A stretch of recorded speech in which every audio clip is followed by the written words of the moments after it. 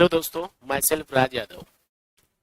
मैं सामर्थ्य IAS academy, जो कि हमारे बहुत ही अनुभवी प्रिय मित्र हैं एस एल सिंह सर, इनके द्वारा इस इनिशिएटिव का बहुत बहुत स्वागत करता हूँ। सर ने इस इनिशिएटिव को इसलिए स्टार्ट किया है ताकि वो बच्चे जो गांव में, छोटे शहरों में या ऐसे दूर दराज के इलाकों में रहते हैं जहां तक शिक्षा आसानी से नहीं पहुंच पाती, साथ ही वर्तमान में हमारे प्रधानमंत्री जी ने भी इस बात पर जोर दिया है कि डिजिटल इंडिया के माध्यम से हम पूरे भारत को जोड़ने की कोशिश करेंगे। और ये बहुत ही अच्छी बात है कि ऐसे शिक्षक आज हमारे पास हैं जो ऑनलाइन प्लेटफॉर्म का उपयोग करना चाहते हैं हर व्यक्ति को अपने सपने साकार करने में योगदान करने के लिए। क्योंकि चाहे वो गरीब हो चाहे अमीर हो, सपने तो सब देखते हैं और हर सपना साकार होना चाहिए। परंतु प्रॉब्लम यहाँ पर आती है दोस्तों कि जब हम अमीरों की बात करते हैं तो वो अपने सपने पैसों से साकार कर लेते हैं, और जब गरीब की बात आती है तो उसको पैसा अपने सपने साकार करने के लिए सिर्फ एक प्लेटफॉर्म होता है, वो होता है सरकारी नौकरी। क्योंकि उसके पास इतनी पूंजी नहीं होती कि वो अपने सपनों को साकार करने के लिए उस पैसे का उपयोग करे। और इसीलिए ये जो platform S L Singh sir के द्वारा चलाया गया है, ये बहुत ही सराहनीय कदम है, स्पेशली उनके लिए जो घर रहकर भी अपने सपने साकार कर सकते हैं। मैं इस प्लेटफॉर्म पर इंडियन इकोनॉमी वाला पोर्शन कवर करूंगा। अब थोड़ा सा अपने बारे में भी मैं बात कर लूं तो दोस्तों, मैं दिल्ली यूनिवर्सिटी का असिस्टेंट प्रोफेसर रहा हूं, उसके पैनल में रहा हूं। मैंने यूपीएससी का इंटरव्यू भी फेस किया, बट अनफॉर्चुनेटली नहीं हो पाया। कहते हैं ना कि हर आदमी के सपने अगर साकार हो जाएं तो लोग सपने ही देखना शुरू कर देंगे, काम करना बंद कर देंगे। तो काम करना भी बहुत जरूरी है। हो सकता है शायद मुझ में कुछ कमी रही हो, बट मैं उस कमियों को निकाला, और ये कमियां मैं आपको बताऊंगा कि इस कमियों को दूर करेंगे तो किस प्रकार से आप अपने सपने साकार कर सकते हैं। बात करते हैं दोस्तों कि क्या अर्थशास्त्र को पढ़ना चाहिए और क्यों पढ़ना चाहिए, इसका क्या रोल है यूपीएससी में, इसका क्या रोल है यूपीपीसीएस में, इसका क्या रोल है बिहार पब्लिक सर्विस कमीशन में, इसका क्या रोल है एमपीपीएससी में। हर बच्चा ये परेशान होता है कि सर ये बहुत कठिन विषय है। ऐसा नहीं है, कोई विषय कठिन नहीं होता। और आप लोगों को ये जानकारी होनी चाहिए कि अर्थशास्त्र एक ऐसा सब्जेक्ट है जो हमारे घर में दैनिक आधार पर हमें देखने को मिलता है। हमारे देश की रीढ़, हमारे घर की रीढ़ की हड्डी मानी जाती है, देश की रीढ़ की हड्डी मानी जाती है, राज्य की रीढ़ की हड्डी मानी जाती है। आप सोचिए कि आप अधिकारी बनकर क्या करना चाहेंगे, बिल्कुल वही अर्थशास्त्र, यानी कि पैसा कमाना चाहेंगे और अपने घर को सुचारू रूप से चलाने की कोशिश करेंगे। तो इसी कदम को आगे बढ़ाते हैं। मैं जो इंडियन इकोनॉमी स्टार्ट करूंगा आपको, उसके मैं एक कुछ महत्वपूर्ण बिंदुओं को आपको डिस्कस करता हूं कि ऐसा क्या है इस सब्जेक्ट के अंदर और हमारा कितना बड़ा पोर्शन ये कवर करेगा। चलो देखते हैं एक बार। अगर हम यूपीएससी की बात करते हैं दोस्तों, तो यूपीएससी के जो प्रीलिम्स की हम बात करते हैं सबसे पहले, ये बड़ा इंपॉर्टेंट एरिया होता है। क्योंकि कहते हैं ना कि किसी भी घर बनाने की सबसे पहले शुरुआत होती है उसका फाउंडेशन। तो यूपीएससी की शुरुआत जो होती है उसके फाउंडेशन यानी कि प्रीलिम्स से शुरू होती है। अगर आप प्रीवियस ईयर के पेपर्स को देखते हैं, हम पिछले 3-4 सालों के पेपर को, तो कम से कम 15 से लेकर 20 प्रश्न तक इसमें आते हैं, जो कि इंडियन इकोनॉमी प्लस करंट के साथ आते हैं। और सोचिए कि अगर 15 प्रश्न आते हैं 100 में से और आपके 10 भी सही होते हैं तो कॉन्फिडेंस लेवल कितना हाई होगा। और इसके लिए हमें बहुत ज्यादा मेहनत करने की जरूरत नहीं है। फिर मैं वही बात दोहराना चाहूंगा कि अगर आपने अपने घर का फाउंडेशन अच्छा बनाया है तो आपका घर सदियों तक चलेगा। यानी कि बेसिक हमें बहुत जरूरी होता है तैयार करना। दूसरा, आगे बढ़ते हैं कि क्या प्री क्वालिफाई करने के बाद हमें रुक जाना चाहिए? नहीं, ये सपने की शुरुआत है, अभी पढ़ाओ तो और भी बाकी है। जैसे प्री क्वालिफाई करने के बाद जब आप मेंस लिखते हैं, यहां पर इसका सबसे ज्यादा इंपॉर्टेंस आ जाता है। पेपर 1 हो, इंटरनेशनल रिलेशन हो, चाहे अंतरराष्ट्रीय संस्था हो, लगभग 60% क्वेश्चंस यहां से आते हैं इकोनॉमिक्स से। ये मैं कुछ ज्यादा नहीं बोल रहा हूं, ये पिछले 2-3 सालों का सर्वे किया गया, जो मैंने किया है उसका रिपोर्ट मैंने अपने आप से बनाया और देखा, एनालाइज किया कि ज्योग्राफी में भी इसका पोर्शन आता है, इकोनॉमिक्स तो आता ही आता है, अंतरराष्ट्रीय संस्थाओं में भी इसका रोल आता है जब हम अंतरराष्ट्रीय मुद्रा कोष, वर्ल्ड बैंक जैसे संस्थाओं के बारे में बात करते हैं। यही नहीं, हर साल बजट नया आता है और जैसे ही बजट आता है कुछ संस्थाएं आ जाती हैं और कुछ ऐसे स्कीम्स आ जाती है जिनके बारे में लगातार प्रश्न पूछता है। तो सोचिए कि अगर इतना बड़ा पोर्शन हम एक सब्जेक्ट से कवर कर सकते हैं तो क्या आपको ऐसा नहीं लगता है कि आपका सपना साकार होने में बस चंद समय लगेंगे? और बिल्कुल, क्या चाहिए होती है? दृढ़ता।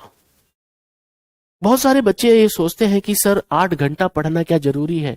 दोस्तों, अगर जिस दिन आप बीमार पड़ते हैं ना और डॉक्टर कह दे आप चिकन नहीं खाते और डॉक्टर कह दे कि आपको चिकन खाना है, तो आप ढूंढ कर खाते हैं। तो बिल्कुल इस बात को ध्यान रखें कि अगर आपको अपने सपने साकार करने हैं तो घंटे मत गिनिए, 4 घंटे भी पर्याप्त होंगे यदि वो 100% है, 12 घंटे भी व्यर्थ होंगे यदि वो 10% है। पन्ने पलटने से सपने साकार होते। तो हर बच्चा, छोटा बच्चा, आप किताब दे दो आधे घंटे में पन्ना पलट देगा, लेकिन वो बच्चा आईएएस नहीं बन पाएगा ना। अब बात करते हैं कि इसके आगे क्या रोल खत्म हो जाते? नहीं, इसके आगे इसका सबसे अहम रोल शुरू होता है जब आप किसी भी संस्था का इंटरव्यू देने जाते हैं। इंटरव्यू में आप अगर इतिहास के स्टूडेंट हैं तो आपसे इतिहास से प्रश्न पूछा जाएगा, ये तो कंफर्म है। परंतु ऐसा नहीं है कि अर्थशास्त्र से प्रश्न नहीं पूछा जाएगा। अगर आप पॉलिटिकल साइंस के स्टूडेंट हैं तो वहां से पूछा जाएगा, लेकिन यहां से जरूर पूछा जाएगा। यानी कि आप कुछ भी पढ़ लें, अर्थशास्त्र को छोड़कर इंटरव्यू क्वालिफाई करना तो एकदम नामुमकिन सी बात होती है। हर बार यहां से प्रश्न पूछा जाता है। लगभग मैं मान के चलता हूं कि 10% आपके अपने बारे में पूछा जाता है, जबकि इंटरव्यू की शुरुआत यही होती है। उसके बाद अगर आपका जो ऑप्शनल रहा है वहां से प्रश्न उठता है, और फिर वो जब करंट की बात करते हैं तो वहां पर अर्थव्यवस्था आ जाता है। इन सारे चीजों की पूरी तैयारी यहां आपको इस प्लेटफॉर्म पर सामर्थ्य आईएएस एकेडमी पर कराई जाएगी।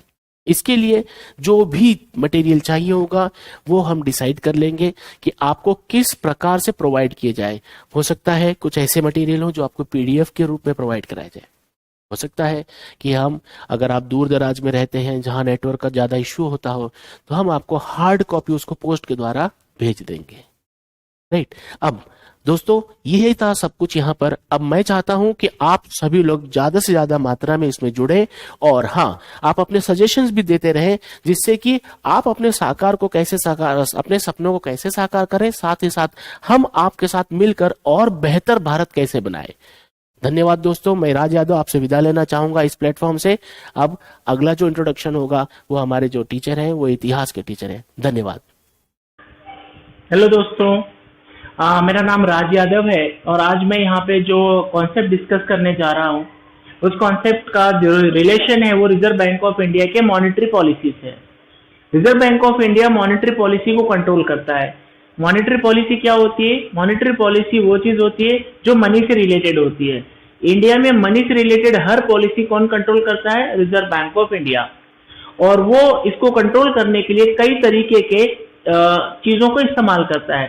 उसी में से एक उसके लिए जो ऑप्शन है वो उसका नाम है LAF, liquid adjustment facility. LAF जिसका फुल फॉर्म है लिक्विडिटी एडजस्टमेंट फैसिलिटी।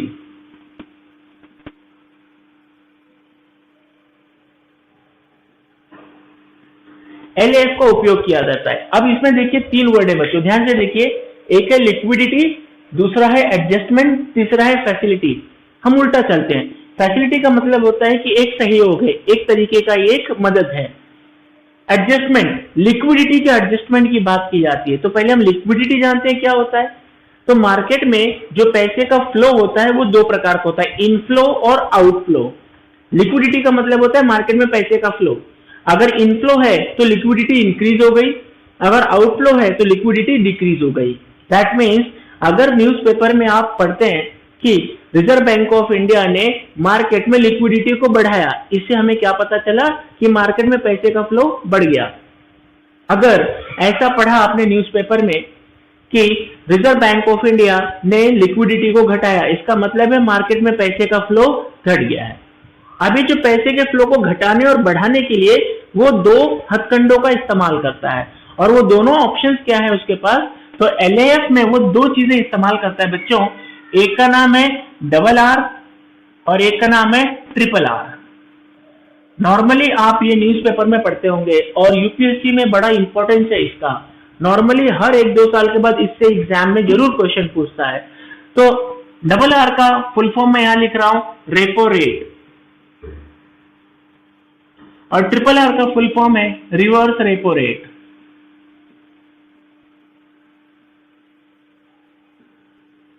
ठीक है बच्चों, RRR मतलब रेपो रेट और RRR मतलब रिवर्स रेपो रेट। एक चीज मैं आपको बड़ा आसानी से बता दूं सो दैट आपको फ्यूचर में याद रखने की कोई जरूरत नहीं है। रेपो रेट और रिवर्स रेपो रेट में अपोजिट रिलेशन होता है। अपोजिट रिलेशन का मतलब है जैसा ये होगा उसका अपोजिट यहां पर होगा। कैसे होगा, तो चलो हम रेपो रेट को एक डायग्राम के थ्रू समझने की कोशिश करते हैं। रेपो रेट क्या होता है, रेपो रेट को जानने से पहले इस शब्द को जाने। रेपो का मीनिंग होता है रीपरचेस ऑप्शन।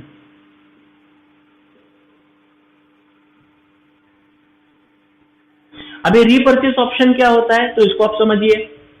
मैंने आपको एक चीज बेचा इस वादे से कि पहले आप उसे खरीदेंगे, फिर आपसे दोबारा मैं वापस आपसे खरीद लूंगा। यानी कि मैंने कहा कि आप मेरी घड़ी खरीद लीजिए, 10 दिन के बाद मैं घड़ी आपसे वापस खरीदूंगा जब मैं पैसे वापस करूंगा। तो इसको कहते हैं रीपरचेस ऑप्शन। ठीक है, तो अब रिजर्व बैंक ऑफ इंडिया इसका इस्तेमाल कैसे करता है, तो देखिए मैं एक डायग्राम से समझाता हूं जो बड़ा आसान है।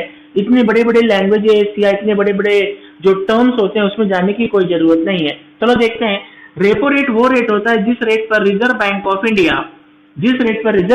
इंडिया दूसरे कॉमर्शियल बैंकों को,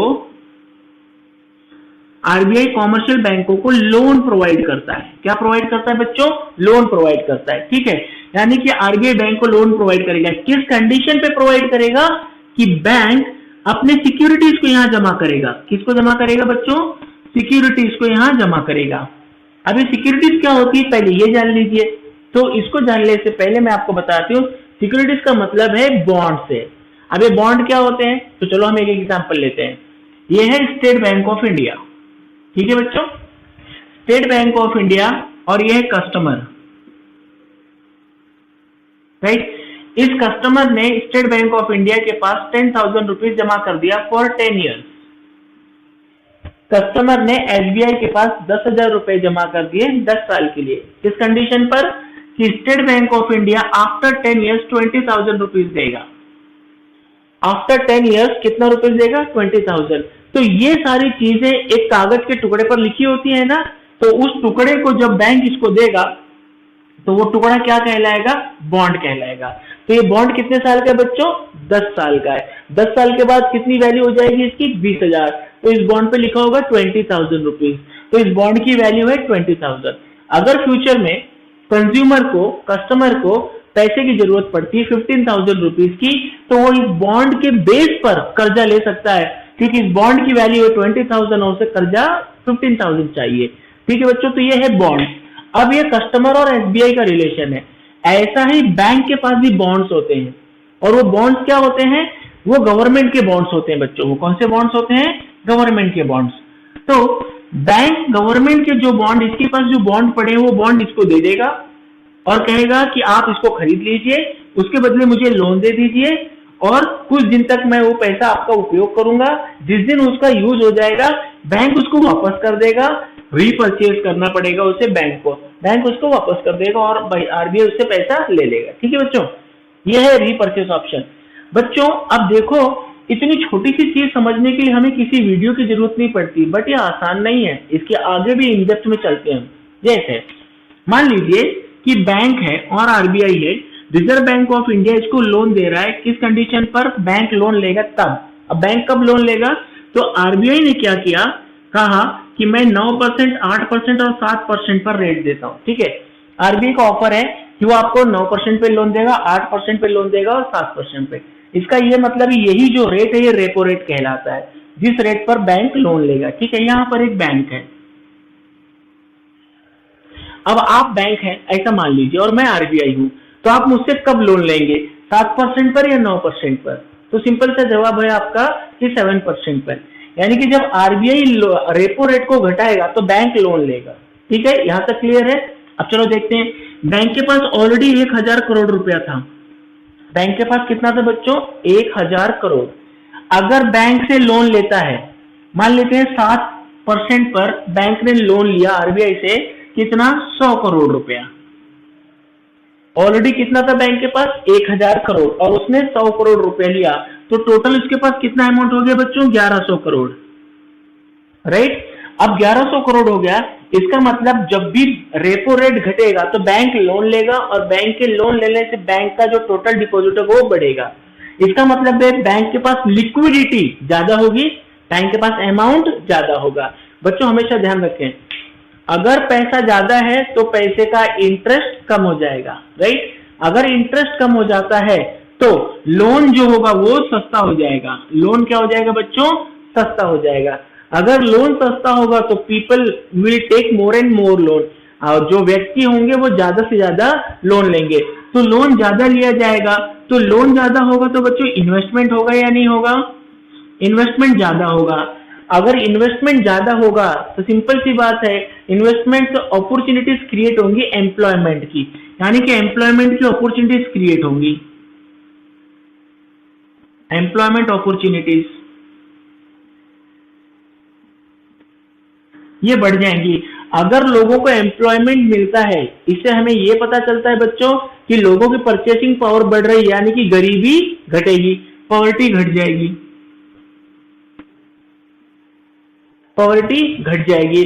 अब गरीबी घटेगी, इससे क्या पता चला कि देश डेवलप होगा। तो देश के डेवलपमेंट में किसका योगदान है बच्चों? रेपो रेट का। कितना सिंपल है। अब अगर कोई पूछता है कि क्या रेपो रेट के द्वारा गरीबी घटाई जा सकती है? ये सब कुछ घटाई जा सकती है, बट अगर ये पूछा जाए कि कैसे, तो ये क्वेश्चन इतना आसानी से नहीं पूछेगा। वो पूछेगा कि आरबीआई मॉनेटरी पॉलिसी के जरिए, आरबीआई मॉनेटरी पॉलिसी के जरिए क्या गरीबी या बेरोजगारी को घटा सकता है? यस, घटा सकता है। वो क्या करेगा? आरबीआई लिक्विडिटी एडजस्टमेंट फैसिलिटी के अंदर रेपो रेट को घटा लेगा, जिससे बैंक लोन लेंगे और उसके बाद ये सारा का सारा खेल होगा। राइट, अब जरा एक कंडीशन देखो, मार्केट में एक और चीज है जिसको हम कहते हैं रिसेशन। रिसेशन का हिंदी होता है बच्चों मंदी। ठीक है, रिसेशन एक ऐसी कंडीशन है जब मार्केट में पैसा कम होता है।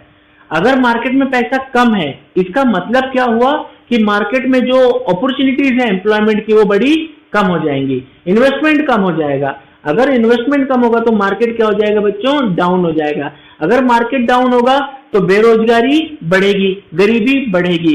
तो हम ये कह सकते हैं कि रिसेशन बाजार के लिए एक बीमारी का काम करती है। तो हमें इस बीमारी से निपटना पड़ेगा। और रिसेशन से कैसे निपटा जाए? अगर रिसेशन में पैसा कम है तो मार्केट में पैसा डाल के, और मार्केट में पैसा डालने के लिए हम क्या करेंगे? रेपो रेट को कम करेंगे, जिससे बैंक लोन लेगा, और बैंक लोन लेगा तो मार्केट में पैसा जाएगा। तो क्या हम इससे ये भी कह सकते हैं, क्या reserve bank of India repo rate के जरिए मंदी को कंट्रोल करता है? तो of course it is absolutely right. Now हम ये भी कह सकते हैं, क्या मार्केट कंट्रोल करने के लिए reserve bank of India RBI का उपयोग करता है? यस, एब्सोल्युटली वो उपयोग करता है। अब बच्चों ये सारा का सारा जो था वो मार्केट को कंट्रोल करने के लिए रेपो रेट की बात कर रहे थे। अब रिवर्स रेपो रेट क्या होता है वो जानिए। तो बच्चों ये इसका अपोजिट है। इसका मतलब है कि ये जो पॉइंट है वो उल्टा हो जाएगा, यानी कि रिवर्स रेपो रेट में क्या होगा बच्चों कि रिजर्व बैंक ऑफ इंडिया दूसरे बैंकों से लोन लेगा, यानी कि यहां लोन कौन ले रहा है? आरबीआई। तो आरबीआई को भी सिक्योरिटीज यहां देनी पड़ेगी। आरबीआई यहां पर सिक्योरिटीज देगा। अब आरबीआई के पास कौन सी सिक्योरिटीज होंगी? अगेन गवर्नमेंट सिक्योरिटीज होंगी। अब जरा ध्यान देने वाली बात यह है कि क्या रिजर्व बैंक ऑफ इंडिया को भी लोन की जरूरत पड़ती है? तो बच्चों रिजर्व बैंक ऑफ इंडिया को लोन की जरूरत नहीं पड़ती है। लेकिन वो बैंक के पास जो ज्यादा पैसा होता है उसको लोन के रूप में अगर वो अपने पास ले लेगा तो बैंक का पैसा क्या हो जाएगा, घट जाएगा, जिससे मार्केट की लिक्विडिटी को वो कंट्रोल कर सकता है। कैसे, एक एग्जांपल से समझते हैं। मान लीजिए कि एक बैंक है जिस बैंक के पास 2000 करोड़ रुपए हैं। अगर बैंक के पास ज्यादा पैसा है तो बैंक मार्केट में पैसा डालेगा या नहीं डालेगा, बैंक मार्केट में पैसा डालेगा। लेकिन मार्केट में ज्यादा पैसे के फ्लो बढ़ जाने से एक बीमारी आती है जिस बीमारी का नाम है इन्फ्लेशन। क्या नाम है बच्चों, इन्फ्लेशन। इसका मतलब है मार्केट में जो ज्यादा पैसा उसको निकालना है, तो उसको निकालने के लिए रिजर्व बैंक ऑफ इंडिया इससे लोन ले लेगा। अब मानते हैं कि आरबीआई ने लोन ले लिया 400 करोड़ रुपया, तो बैंक के पास कितना बचा बच्चों, 1600 करोड़ रुपया। इससे क्या होगा कि बैंक का पैसा कम हो जाएगा। अगर बैंक का पैसा कम होगा तो मार्केट में लिक्विडिटी कम जाएगी। अब जरा ध्यान से देखें, मैंने अपोजिट कहा था, तो इसमें लोन जो होगा वो सस्ता होगा या महंगा हो जाएगा, लोन महंगा हो जाएगा। लोन क्यों महंगा होगा, क्योंकि बैंक के पास पैसा कम होगा तो इंटरेस्ट रेट ज्यादा होगा, इंटरेस्ट रेट ज्यादा होगा तो लोन महंगा हो जाएगा। अगर लोन महंगा होता है तो लोग लोन लेंगे या नहीं लेंगे, लोन नहीं लेंगे। अगर लोन नहीं लेंगे तो मार्केट में लिक्विडिटी बढ़ेगी या कम हो जाएगी, लिक्विडिटी कम हो जाएगी, तो लिक्विडिटी कम हो जाएगी। अगर लिक्विडिटी कम हो जाएगी तो ये इन्फ्लेशन जो है वो कंट्रोल हो सकता है या नहीं हो सकता है, बिल्कुल हो सकता है। क्योंकि इन्फ्लेशन में मार्केट में पैसा ज्यादा होता है तो हम लिक्विडिटी को कम कर देंगे, पैसे को कम कर देंगे और इन्फ्लेशन जैसी बीमारी से निपटा जा सकता है। अब एक ध्यान देने वाली बात यह है कि वो क्वेश्चन जब पूछेगा यूपीएससी में तो वो पूछेगा कि क्या रिवर्स रेपो रेट से रिसेशन कंट्रोल किया जा सकता है, तो नहीं किया जा सकता है। रिवर्स रेपो रेट से इन्फ्लेशन कंट्रोल किया जा सकता है। क्यों, क्योंकि मार्केट में पैसे को कम करना बहुत जरूरी है और कम करने के लिए आरबीआई इनसे लोन ले लेगा। यहां तक क्लियर है। अब हम आगे चलते हैं कि ये पॉवर्टी वगैरह, एक बात ध्यान दें, पॉवर्टी वगैरह बढ़ाने के लिए आरबीआई कभी काम नहीं करता है, इसीलिए हमने इन दोनों पॉइंट पे यहाँ रिपीट नहीं किया है। क्यों, क्योंकि कोई भी बैंक या कोई भी गवर्नमेंट अपने यहाँ से गरीबी कम करने के लिए काम करता है, गरीबी बढ़ाने के लिए काम नहीं करता है। तो ये था बच्चों रेपो रेट और रिवर्स रेपो रेट। बट इसका इम्पैक्ट जरा देखिए क्या होता है। इसका इम्पैक्ट जो है वो मार्केट में पड़ता है, दोनों का इम्पैक्ट मार्केट पर पड़ता है, repo rate and reverse repo rate. कैसे पड़ेगा, अगर मार्केट में लिक्विडिटी बढ़ानी है तो वो क्या करेगा, रेपो रेट को कम करेगा। अगर मार्केट में लिक्विडिटी घटानी है तो रिवर्स रेपो रेट को वो कम करेगा। ठीक है। दूसरी चीज, अब इन दोनों में एक और फर्क है, एक और सिमिलरिटी है कि रेपो रेट और रिवर्स रेपो रेट का जो डिफरेंस है बच्चों 0.25% का है। इसका मतलब क्या है कि अगर रेपो रेट 9% है तो ये 8.75% होगा। अगर रेपो रेट 8% है तो रिवर्स रेपो रेट 7.75% होगा। अगर ये 7 है तो ये 6.75% होगा। इसका मतलब क्या हुआ, यहां से जरा देखिए, बहुत ट्विस्टेड और बड़े मजेदार चीज है। मतलब आरबीआई जब बैंक को लोन देगा तो उसका इंटरेस्ट कौन डिसाइड करेगा, आरबीआई। और जब आरबीआई बैंक से लोन लेगा तब भी वो कौन डिसाइड करेगा, आरबीआई। तो बच्चों ये जो कंडीशन है ये पहले और उल्टी थी। कैसे थी, आज से कुछ सालों पहले जब आरबीआई लोन देता था तो खुद ही रेट डिसाइड करता था और लोन लेने पर भी खुद ही रेट डिसाइड करता था। तो बैंकों के और आरबीआई के बीच में कुछ झगड़े और कुछ तनाव आने लग गए। इस तनाव को सॉल्व करने के लिए गवर्नमेंट ने कंडीशन लगाई कि जैसा जैसा यहाँ बदलाव होगा वैसे वैसे यहाँ बदलाव होगा, और इस बदलाव को उसने फिक्स कर दिया और वो रेट फिक्स किया 0.25%। जबकि आप पिछले कई क्लासेस में या पिछली किसी बार आपने क्लास की होगी या पिछले कहीं पढ़ा हो तो ये परसेंटेज जो चेंज का डिफरेंस था वो 1% था।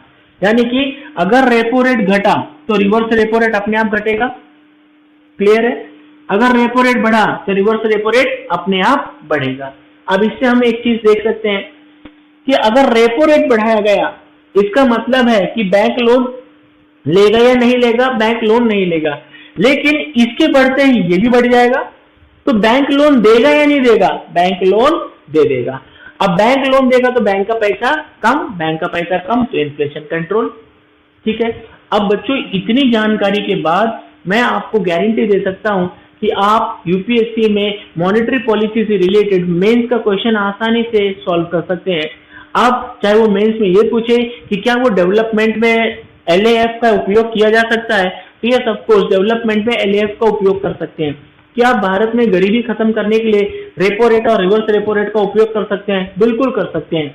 क्या मार्केट को कंट्रोल, मार्केट की बीमारियां जैसे इन्फ्लेशन और रिसेशन को कंट्रोल करने के लिए क्या LAF या रेपो रेट या रिवर्स रेपो रेट का उपयोग किया जा सकता है? तो बिल्कुल किया जा सकता है। तो बच्चों, ये था रेपो रेट और रिवर्स रेपो रेट, जिससे रिलेटेड अभी हमने कॉन्सेप्ट समझा। इसके बाद वाले सीरीज में इससे भी आगे की चीजों को हम समझेंगे। तब तक के लिए आई विश आप सभी लोग इसको एंजॉय करें, खुश रहें और दुनिया को खुश रखें। Thank you very much. Good luck.